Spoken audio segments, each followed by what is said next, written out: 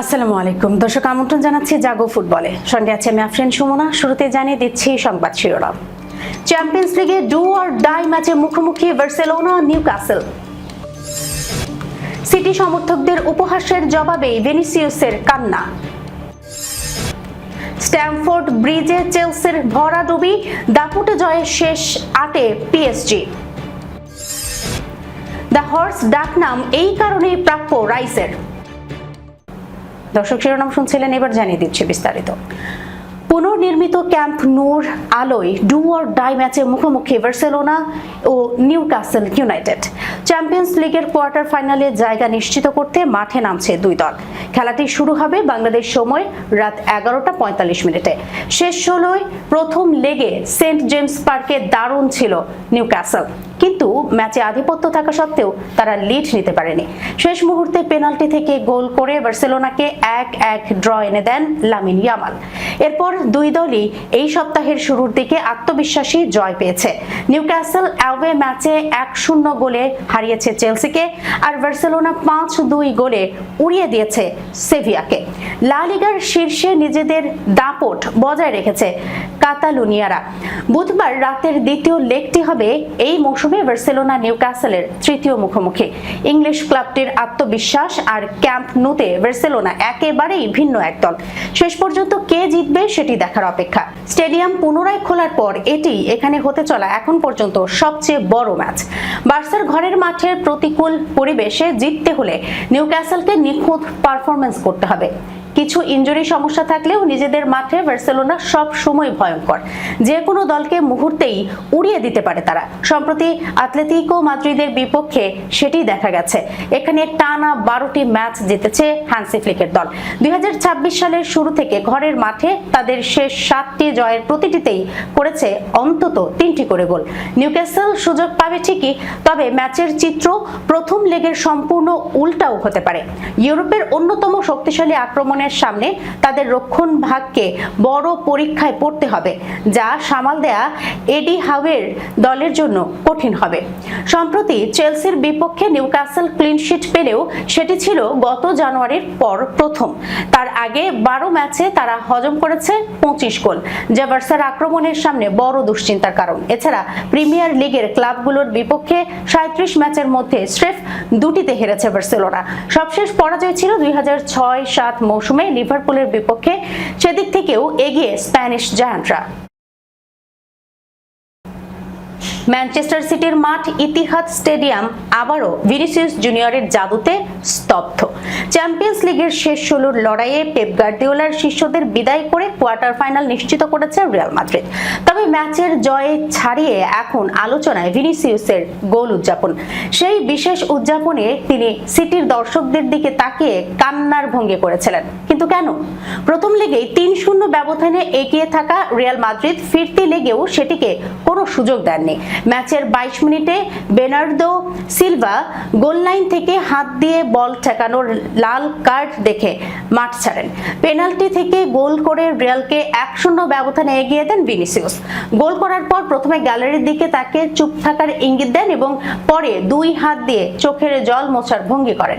Champions লিগের ইতিহাসে সিটির বিপক্ষে এটি ভিনিসিয়াসের 8ম গোল, যা লিওনেল মেসির পরেই দ্বিতীয় সর্বোচ্চ।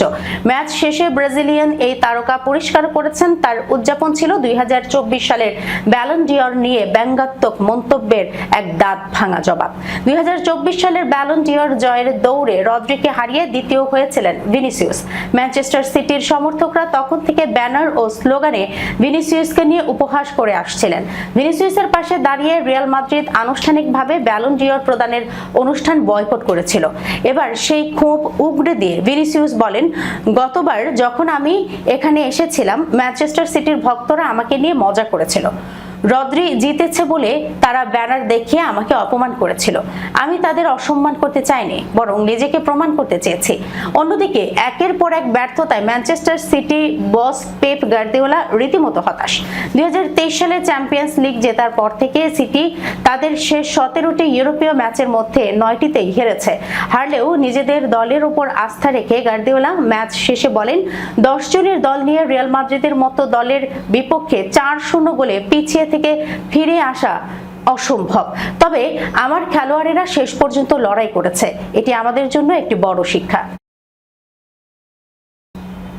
ম্যাচ শুরুর আগে গ্যালারিতে শোভা পাচ্ছিল চ্যাম্পিয়ন্স অব দ্য ওয়ার্ল্ড লেখা বিশাল এক ব্যানার, কিন্তু মাঠের ফুটবলে তার ছিটে ফোটাও দেখা গেল না।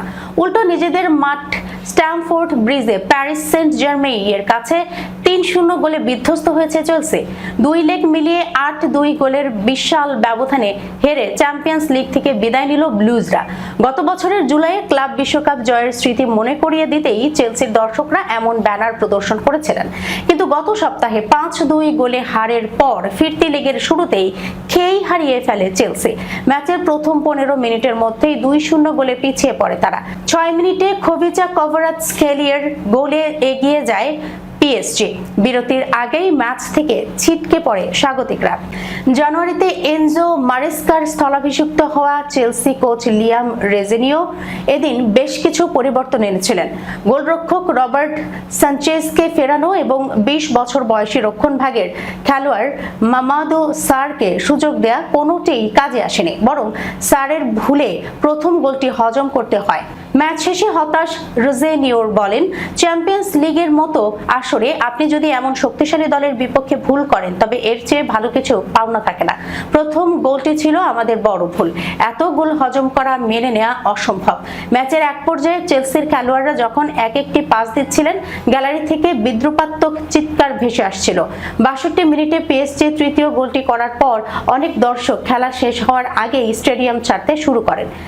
রোজেনিওরের অধীনে এটি চেলসির টানা তৃতীয় হার। ম্যাচের শেষ দিকে গোড়ালি চোট পেয়ে স্ট্রেচারে করে মাঠ ছাড়েন চেলসির ডিফেন্ডার ট্রেভো চালোবা। চেলসির মাঠের পারফরম্যান্সের চেয়েও বেশি আলোচনা হচ্ছে তাদের প্রাক ম্যাচ হডল বা গোল হয়ে দাঁড়িয়ে ঐক্যের মহড়া নিয়ে। এবার তারা প্রতিপক্ষ পিএসজির অর্ধে গিয়ে এই মহড়া দেন, যদিও পিএসজি কোচ লুইস এনরিকে একে অসম্মানজনক বলতে রাজি হননি। প্রিমিয়ার লিগে বর্তমানে ষষ্ঠ স্থানে থাকা চেলসির সামনে এখন একমাত্র ভরসা এফএ কাপ। আগামী কোয়ার্টার ফাইনালে তারা ঘুরে দাঁড়াতে পারে কিনা সেটাই এখন দেখার বিষয়। ডেকল্যান রাইসকে তার আর্সেনাল সতীর্থরা ডাকেন দ্য হর্স নামে। বায়ার লেভারকুসেনের বিপক্ষে ২-০ ব্যবধানে জয়ের ম্যাচেও তিনি এবার প্রমাণ করেছেন কেন এই ডাকনাম তার প্রাপ্য। মঙ্গলবার রাতে চ্যাম্পিয়ন্স লিগের শেষ ১৬র ফাইনাল লেগের জয়ে জার্মান জায়ান্টদের মোট এগ্রিগেটে ৩-১ ব্যবধানে এগিয়েছে আর্সেনাল। ২ গোলের একটি করেন এবেরেচি এজে, অন্যটি রাইস। পুরো মৌসুম জুড়ে আর্সেনালের হয়ে ডেকলান রাইস খেলেন অবিশ্বাস্য ধারাবাহিকতায়। ৯০ মিনিট জুড়ে নিরলস পরিশ্রমী যার পারফরম্যান্সের মূল বৈশিষ্ট্য। ৪টি ভিন্ন প্রতিযোগিতায় শিরোপার লড়াইয়ে দারুণভাবে টিকে আছে আর্সেনাল। প্রায় প্রতি ৩ দিন পরপরই এমন পারফরম্যান্স দিয়ে যাচ্ছেন ২৭ বছর বয়সী মিডফিল্ডার। মঙ্গলবার রাতে দারুণ এক কার্লিং শটে বল জালে জড়ান রাইস। এটি ছিল আর্সেনালের দ্বিতীয় গোল। এতে করে ২ লেগ মিলিয়ে দলটি ২ গোলের লিড পায়। ম্যাচ শেষ হতে তখনও বাকি প্রায় ৩০ মিনিট। এই লিডের কারণে একাধিক খেলোয়াড় তুলে নেন কোচ মিকেল আর্তেতা। সামনে ম্যানচেস্টার সিটির বিপক্ষে কারাবাও কাপের ফাইনাল রয়েছে গানারদের, কিন্তু ইংলিশ তারকা রাইস খেলছে ঠিকই পুরো ৯০ মিনিট। এই মৌসুমে সব প্রতিযোগিতা মিলিয়ে আর্সেনালের আউটফিল্ড খেলোয়াড়দের মধ্যে তৃতীয় সর্বোচ্চ মিনিট খেলেছেন রাইস। তার চেয়ে বেশি খেলেছেন মিডফিল্ড সঙ্গী মার্টিন জুবিমেন্ডি এবং বর্তমানে ইনজুরিতে থাকা জুরিয়েন টিম্বার। এখন পর্যন্ত মৌসুমে আর্সেনালের খেলা ৪৩ ম্যাচের মধ্যে ৩৭টিতেই একাদশে ছিলেন ২০১৬ থেকে ২০২৩ সাল পর্যন্ত ওয়েস্ট হ্যামে খেলা রাইসের গোলটি ছিল এই মৌসুমের সব প্রতিযোগিতা মিলিয়ে পঞ্চম। পাশাপাশি তার অ্যাসিস্ট সংখ্যা ১১। বিশেষ করে কর্নার থেকে তার নিখুঁত ডেলিভারি আর্সেনালের বড় অস্ত্র হয়ে উঠেছে এই মৌসুমে সেট পিস থেকে, যে কারণে বেশ কিছু গোল পেয়েছে লন্ডনের ক্লাবটি। ম্যাচ শেষে টিএনটি স্পোর্টসকে রাইস বলেন, আমি একেবারে ক্লান্ত, এটা যেন থামছেই না। অক্টোবর থেকে আমরা প্রতি ৩ দিন পরপর ম্যাচ খেলছি, কারণ এখনো সব প্রতিযোগিতাতেই আছি। আমরা যতটা পারি মানিয়ে নেওয়ার চেষ্টা করি, কিন্তু এটা কঠিন। তবুও জয়ের পথ খুঁজে নেই। সবাই জানতে চায় আমি এত শক্তি কোথা থেকে পাই, কিন্তু আমি যেন হঠাৎ করে আরেকটা এনার্জি পেয়ে যাই। গত মৌসুমে চ্যাম্পিয়ন্স লিগের কোয়ার্টার ফাইনালে রিয়াল মাদ্রিদের বিপক্ষে ২টি অসাধারণ ফ্রি কিক গোল করেছিলেন রাইস। লিভারকুসেনের বিপক্ষে তার মঙ্গলবার রাতে গোলটিও এসেছে বক্সের বাইরে থেকে। গানারদের জার্সিতে তার 21 গোলের মধ্যে 8টি এসেছে বক্সের বাইরে থেকে, যার মধ্যে চ্যাম্পিয়ন্স লিগে করা শেষ 3টি গোলও রয়েছে। নিজের সবশেষ গোল নিয়ে রাইস বলেন, আমি তার সামনে ঢুকে পড়েছিলাম, প্রথম টাচটাই আমাকে সেট আপ করে দেয়, অন্য কোনো অপশন ছিল না, তাই শট নিয়েছি।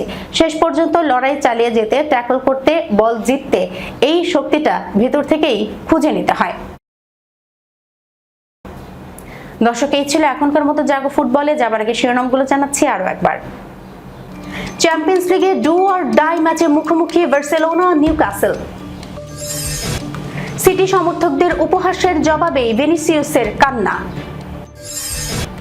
স্ট্যামফোর্ড ব্রিজে চেলসির ভরাডুবি, দাপুটে জয়ের শেষ 8-এ পিএসজি।